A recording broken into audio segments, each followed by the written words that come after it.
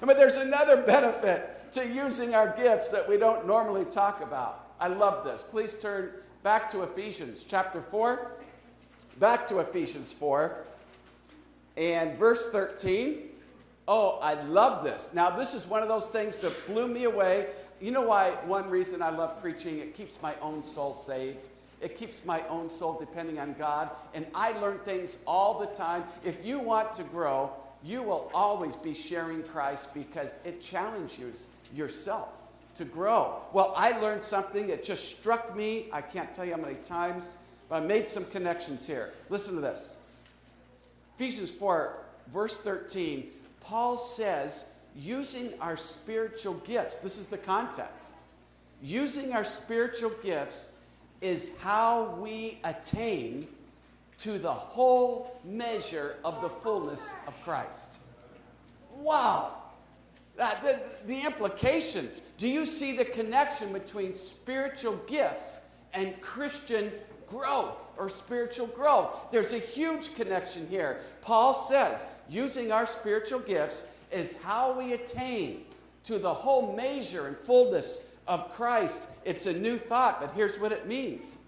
Becoming like Jesus depends just as much on using our spiritual gifts as does Bible study or prayer or anything else. That's powerful. That's powerful. In fact, that means if you come to church each week and have a consistent devotional life but still feel far from God, ask yourself, how intentional have I been in learning about and using my spiritual gifts? Because Paul says that even our Christ likeness is directly related to the use of our spiritual gifts. Isn't that amazing? That's what he said. That's big. And that's why you don't need to turn there, but that's why in 1 Corinthians 12, Paul says, concerning spiritual gifts, I do not want you to be, anybody remember? Ignorant or uninformed.